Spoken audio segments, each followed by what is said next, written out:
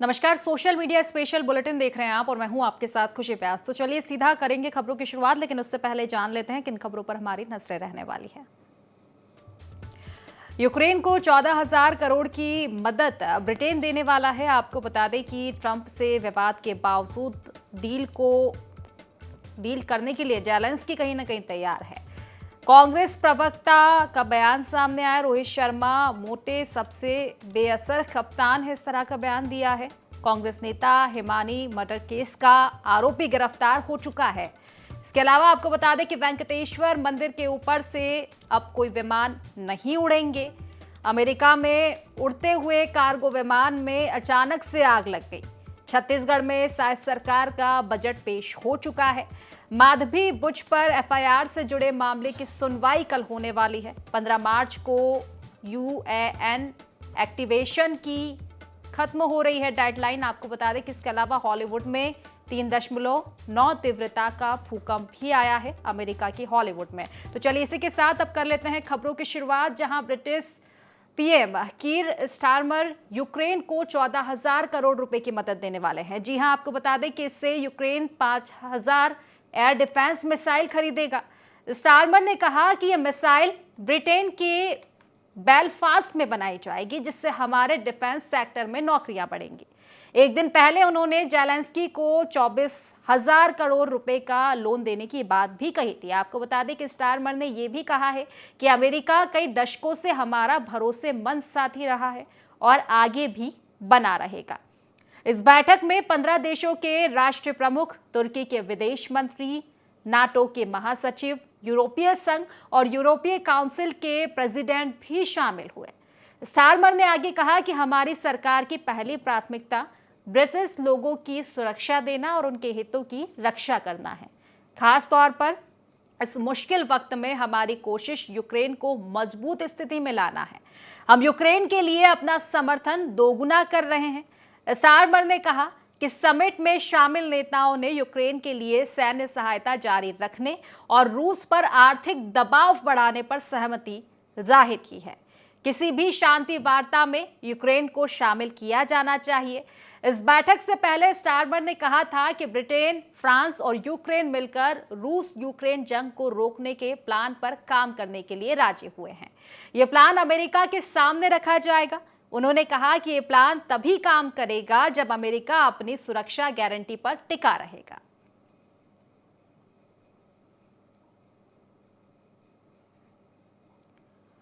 तो यूक्रेन को ब्रिटेन मदद देने वाला है, 14,000 करोड़ की मदद देगा।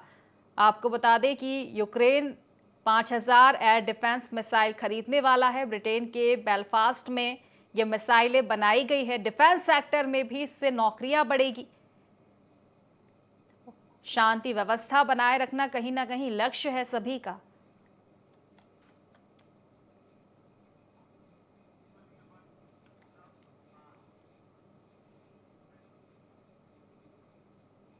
तो यूक्रेन के राष्ट्रपति वोलोडिमिर जेलेंस्की ने कहा कि वे अमेरिका यूक्रेन मिनरल्स डील पर दस्तखत करने के लिए तैयार है।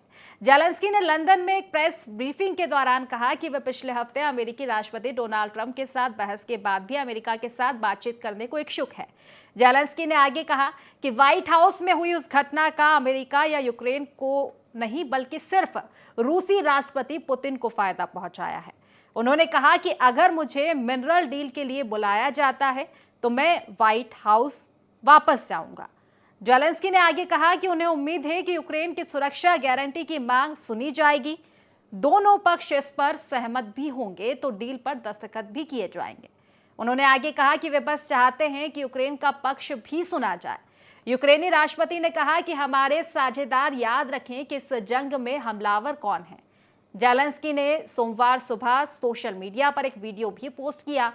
इसमें उन्होंने कहा कि हम अमेरिका की अहमियत को समझते हैं। ऐसा कोई भी दिन नहीं गुजरा जब हमने अमेरिका का एहसान ना माना हो।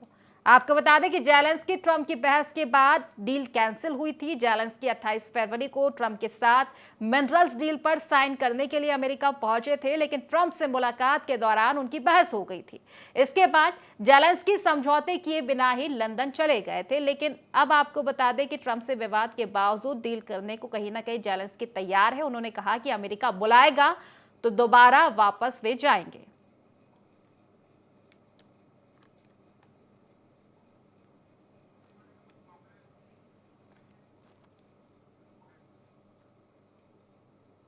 तो चैंपियंस ट्रॉफी में न्यूजीलैंड के खिलाफ भारत की शानदार जीत के बाद कांग्रेस की राष्ट्रीय प्रवक्ता शमा मोहम्मद ने भारतीय क्रिकेट टीम के कप्तान रोहित शर्मा की फिटनेस और कप्तानी पर सवाल उठा दिए।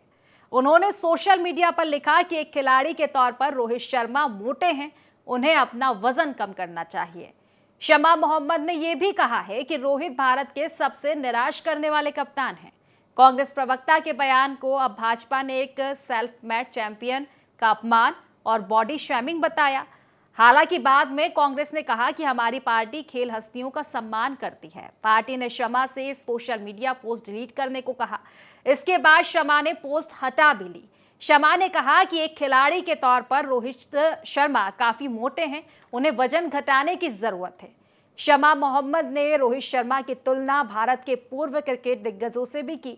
उन्होंने लिखा कि जब सौरव गांगुली, सचिन तेंदुलकर, राहुल द्रविड़, महेंद्र सिंह धोनी, विराट कोहली, कपिल देव और रवि शास्त्री जैसे दिग्गजों से तुलना करें तो रोहित शर्मा में ऐसा क्या वर्ल्ड क्लास है। वे एक औसत दर्जे के खिलाड़ी और कप्तान हैं, जिन्हें बस किस्मत से भारतीय टीम की कप्तानी मिल गई है। तो वहीं शमा मोहम्मद के दिए गए बयान पर कांग्रेस नेता पवन खेड़ा ने सोशल मीडिया प्लेटफॉर्म एक्स पर लिखा, भारतीय राष्ट्रीय कांग्रेस की राष्ट्रीय प्रवक्ता डॉक्टर शमा मोहम्मद ने क्रिकेट के दिग्गज के बारे में कुछ ऐसे बयान दिए हैं जो पार्टी की विचारधारा के खिलाफ थे। उन्हें इस पोस्ट को एक्स से हटाने को कहा गया है और भविष्य में ज्यादा सावधानी बरतने की सलाह भी उनको दी गई है। तो देखिए, सियासत कहीं ना कहीं गर्मा गई है इस टॉपिक को लेकर, क्योंकि कांग्रेस प्रवक्ता ने रोहित शर्मा को लेकर बयान दिया, या फिर ये कहें कि उन्होंने एक्स पर पोस्ट कर कहीं ना कहीं सवाल खड़े कर दिए। रोहित शर्मा की कप्तानी पर, उनके फिटनेस पर उन्होंने सवाल खड़े कर दिए। उन्होंने कहा कि रोहित शर्मा मोटे हैं, सबसे बेअसर कप्तान पार्टी के कहने पर अब कहीं ना कहीं पोस्ट को डिलीट हालांकि कर दिया गया है, लेकिन कहीं ना कहीं इस पोस्ट के बाद भाजपा को मौका मिल चुका है और अब भाजपा भी कहीं ना कहीं सवाल उठाती हुई कांग्रेस पर नजर आ रही है।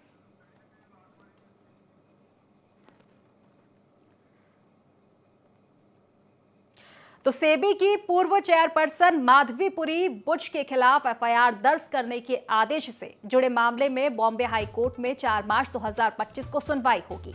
एंटी करप्शन ब्यूरो तब तक विशेष अदालत के आदेश पर कार्रवाई नहीं करेगा।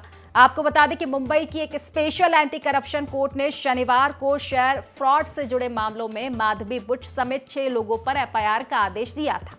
यह आदेश स्पेशल जज एसई बांगर ने ठाणे बेस्ड जर्नलिस्ट सपन श्रीवास्तव की ओर से दायर याचिका पर दिया था। हालांकि सेबी ने कोर्ट के आदेश को चुनौती दे दी है, जिस पर 4 मार्च को जस्टिस एसीजी डीगे के समक्ष सुनवाई होगी।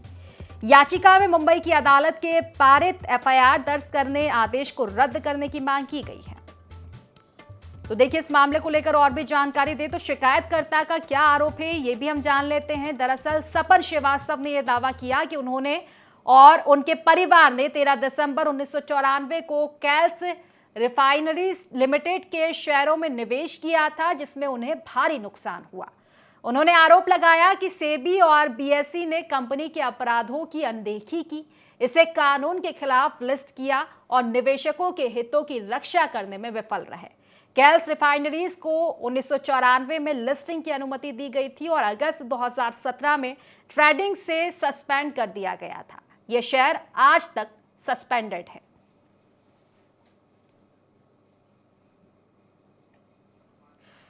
तो देखिए, अब आपको बता देते हैं कि माधवी बुच आखिर कौन है, जिसको लेकर यह मामला काफी गरमाया हुआ है। तो देखिए, माधवी बुच ने अपना करियर 1989 में आईसीआईसीआई बैंक से शुरू किया था। 2007 से 2009 तक बैंक में एग्जीक्यूटिव डायरेक्टर वो थी।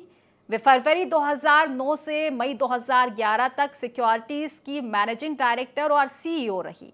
2011 में सिंगापुर चली गई और वहां उन्होंने ग्रेटर पैसिफिक कैपिटल में काम किया। माधवी के पास फाइनेंशियली सेक्टर में 30 साल का एक लंबा अनुभव है।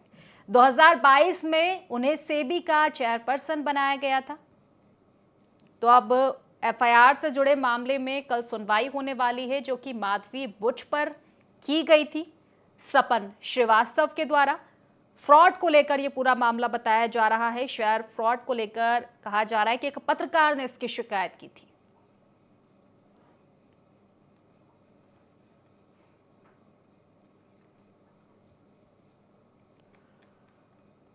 तो आपको बता दें कि माधवी बुच पर जो एफआईआर की गई थी, अब उसको लेकर कल सुनवाई होने वाली है। 4 मार्च 2025 को बॉम्बे हाई कोर्ट में सुनवाई होगी। एंटी करप्शन ब्यूरो तब तक विशेष अदालत के आदेश पर कार्रवाई नहीं करेगा। मुंबई की एक स्पेशल एंटी करप्शन कोर्ट ने शनिवार को शेयर फ्रॉड से जुड़े मामले में माधवी बुच समेत 6 लोगों पर एफआईआर का आदेश दिया था। यह आदेश स्पेशल जज एससी बांगर ने ठाणे बेस्ड जर्नलिस्ट सपन श्रीवास्तव की ओर से याचिका जो दायर की गई थी उसके हिसाब से किया था। और अब एफआईआर दर्ज होने के बाद कल सुनवाई होने वाली है। शेयर फ्रॉड से जुड़ा ये पूरा मामला बताया जा रहा है, जिसमें पत्रकार सपन श्रीवास्तव ने माधवी बुच के खिलाफ एफआईआर दर्ज करवाई है।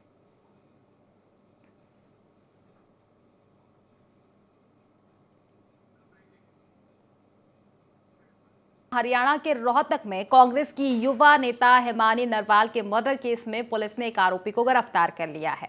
पुलिस ने बीती रात दिल्ली से 2 लोगों को शक के आधार पर हिरासत में लिया था। उनसे पूछताछ के बाद एक आरोपी की गिरफ्तारी की गई है। आरोपी का नाम सचिन है। वह बहादुरगढ़ के पास एक गांव का रहने वाला है। हालांकि इस बारे में पुलिस का अभी कोई आपराधिक बयान सामने नहीं आया। पुलिस सूत्रों का कहना है कि हत्या के पीछे की वजह अभी स्पष्ट नहीं हो पाई है। आरोपी से पूछताछ की जा रही है। इससे पहले रविवार को हेमानी की मां सविता ने दावा किया था कि हेमानी ने उसे बताया था कि वह 28 फरवरी को कांठवाणी में भूपेंद्र सिंह हुड्डा के प्रोग्राम में शामिल होने के लिए जा रही है। इसके बाद उसका फोन स्विच ऑफ हो गया। ये भी पता चला कि सचिन ने हेमानी की हत्या मोबाइल चार्जर की केबल से गला घोट कर की है। आरोपी मोबाइल एसेसरीज की दुकान भी चलाता है। दोनों के बीच क्या बात हुई थी, पुलिस इस एंगल को लेकर जांच आगे बढ़ा रही है। आपको बता दें कि विजयनगर कॉलोनी की रहने वाली कांग्रेस नेता हेमानी नरवाल का शव बीते शनिवार यानी कि 1 मार्च को सांपला बस स्टैंड के निकट फ्लाईओवर के पास झाड़ियों में मिला था। पहचान ना होने पर पुलिस ने शव का पोस्टमार्टम करवाया और उसके बाद खुलासा हुआ कि युवा नेता कांग्रेस की हेमानी नरवाल का ये शव है, यानी कि मर्डर हुआ है। और इसके बाद अब लगातार इस मामले में कार्रवाई जारी है, खुलासा किया जा रहा है हत्या का। और ऐसे में एक ये बड़ी अपडेट सामने आ रही है कि फिलहाल एक आरोपी की गिरफ्तारी हो चुकी है।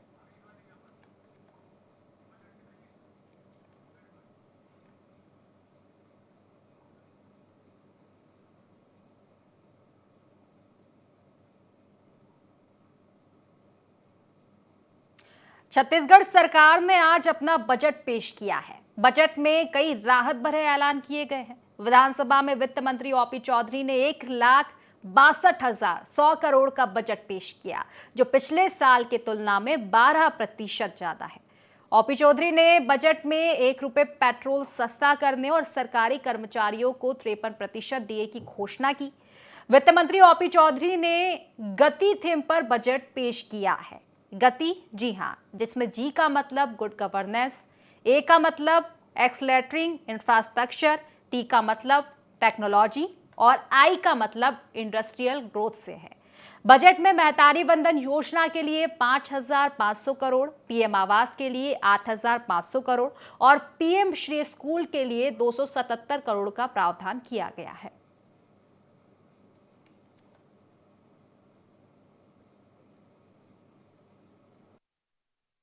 हमारा पूरा फोकस गति पर रहेगा और गति में जी का अर्थ है गुड गवर्नेंस, ए का अर्थ है एक्सिलरेटिंग इंफ्रास्ट्रक्चर, टी का अर्थ है टेक्नोलॉजी और आई का है इंडस्ट्रियल ग्रोथ। ये चारों बिंदुओं के माध्यम से हम अपने आर्थिक विकास की गति को तेज करेंगे और उस आर्थिक विकास की जो तेज गति होगी उससे सीधी सी बात है हमारे जीडीपी का साइज बढ़ेगा, हमारे टैक्स कलेक्शंस बढ़ेंगे। तो ये जब चीजें करेंगे, आर्थिक विकास के लिए कदम उठाएंगे तो हमारे टैक्सेशन बढ़े, हमारे टैक्स बिना रेट बढ़ाए अच्छा कलेक्शन बढ़ेगा, आर्थिक विकास का सीधा लाभ मिलेगा। और आर्थिक विकास जब होगा तभी हम गरीब कल्याण या युवा कल्याण या नारी कल्याण या किसान कल्याण की योजनाओं को ला सकते हैं। इसी गति की बुनियाद पर ज्ञान का कल्याण संभव है, यही इस बजट का मूल थीम रहा है। 2047 तक हमको क्या करना है, ये दीर्घकालिक लक्ष्य हो गए।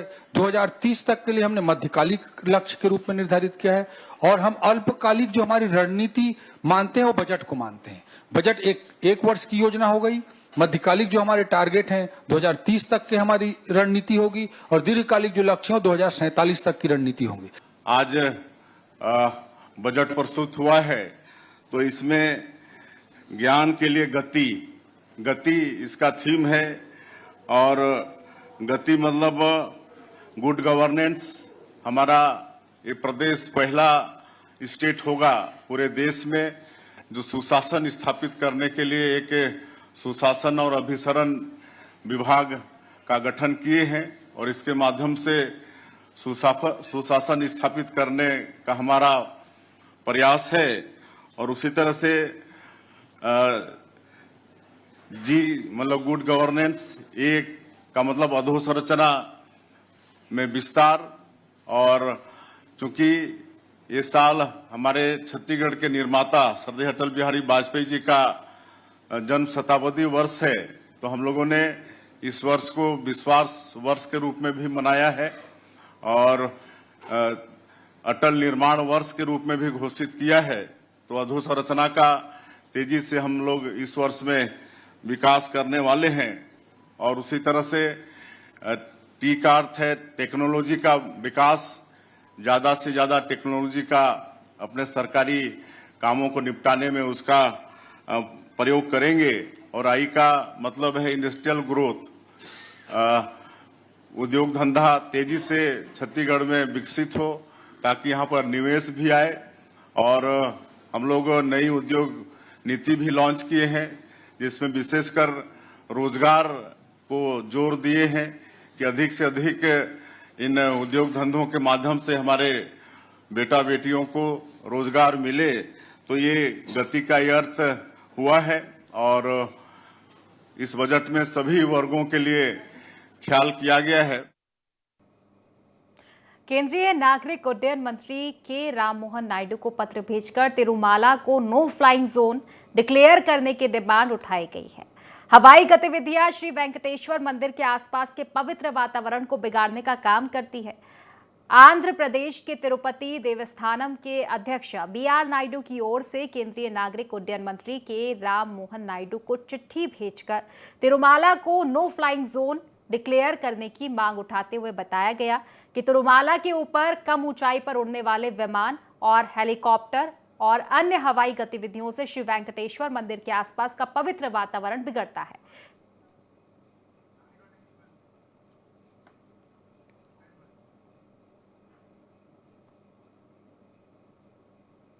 अमेरिका में शनिवार को फेडेक्स के एक कार्गो विमान के इंजन में पक्षी के टकराने से आग लग गई। इसके बाद प्लेन की न्यू जर्सी के नेवार्क एयरपोर्ट पर इमरजेंसी लैंडिंग कराई गई। आपको बता दें कि इस घटना का वीडियो सोशल मीडिया पर अब काफी वायरल हो रहा है, जिसमें उड़ान के दौरान प्लेन के राइट साइड इंजन में आग दिखाई दे रही है। एक अन्य वीडियो में प्लेन को सुरक्षित रूप से उतरते हुए भी देखा जा सकता है, जबकि उसके इंजन में आग लगी हुई थी। हादसे में किसी के हताहत होने की खबर नहीं है। अभी ये भी साफ नहीं हो पाया है कि हादसे के वक्त प्लेन में कितने लोग सवार थे, लेकिन फिलहाल ये वीडियो काफी वायरल हो रहा है। अमेरिका का ये बताया जा रहा है, जहां आपको बता दें कि प्लेन के राइट साइड वाले इंजन में आग लग गई और तस्वीरें भी आप देख सकते हैं। एक तस्वीर ये सामने आई है कि इंजन में आग लगी हुई है और इस वक्त प्लेन उड़ता हुआ नजर आ रहा है। हालांकि इमरजेंसी लैंडिंग सफलतापूर्वक प्लेन की हो चुकी है।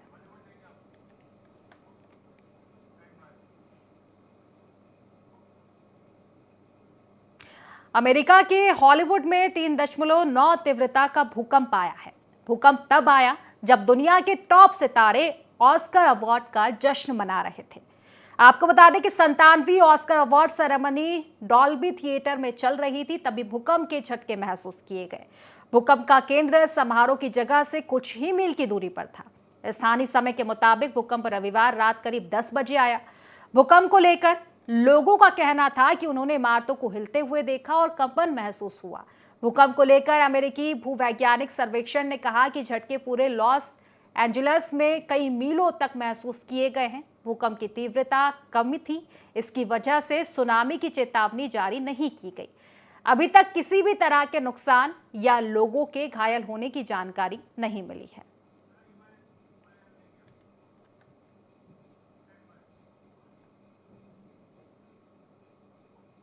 तो देखिए, 31 मार्च को वित्त वर्ष 2024-25 के खत्म होने के साथ कुछ डेडलाइंस भी खत्म हो रही है। जी हां, ईपीएफओ कंप्लायंस से लेकर टैक्स सेविंग स्कीम में निवेश के लिए कुछ ही दिनों का अब समय बचा है। ऐसे में 31 मार्च की तारीख खत्म होने से पहले कुछ जरूरी काम आपको निपटा लेने चाहिए।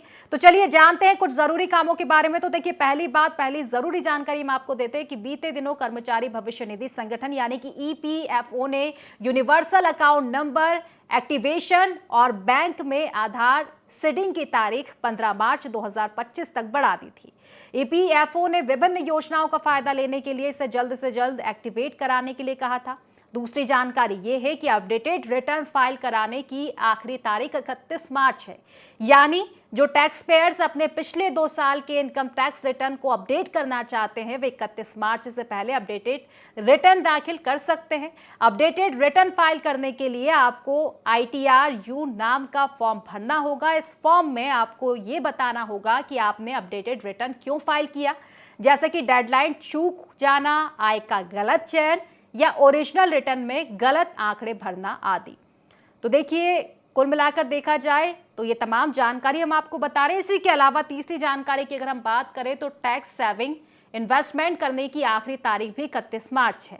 जी हाँ, अगर आपने अब तक टैक्स सेविंग इन्वेस्टमेंट नहीं किया तो 31 मार्च तक कर सकते हैं। पीपीएफ, टाइम डिपॉजिट और सुकन्या स्कीम सहित पोस्ट ऑफिस की ऐसी 5 स्कीम हैं जिनमें निवेश करके आप टैक्स बचा सकते हैं। चौथी जरूरी जानकारी यह है कि स्पेशल फिक्स्ड डिपॉजिट में निवेश का मौका 31 मार्च तक ही है, यानी कि भारतीय रिजर्व बैंक ने रेपो रेट को 6.50% से घटाकर 6.25% कर दिया है। इससे कई बैंकों ने अपनी एफडी ब्याज दरें कम कर दी है।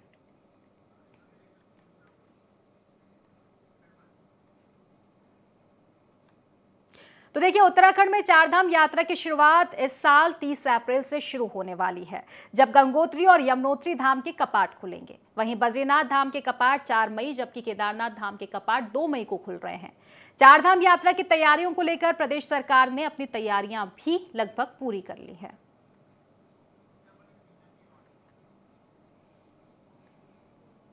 चारधाम यात्रा 2025 के लिए जो हमारे गढ़वाल कमिश्नर महोदय ने भी 5 फरवरी को बैठक ली थी, साथ में सचिव परिवहन द्वारा भी इसके संबंध में बैठक ली गई और जिसके तैयारी के हेतु निर्देशित किया गया। इन्हीं निर्देशों के क्रम में हमारे द्वारा पूरी तरह तैयारी कर ली गई है। जहां तक ऑनलाइन सेवाओं की व्यवस्था है, जैसे कि ग्रीन कार्ड की सेवा या हिल एंडोर्समेंट की सेवा या ट्रिप कार्ड की सेवा, तो NICI की मदद से ऑनलाइन व्यवस्था पूर्णतः दुरुस्त कर ली गई है और हम लोग चारधाम यात्रा शुरू होने से 1 महीने पूर्व से ही ग्रीन कार्ड इशू करने शुरू कर देंगे।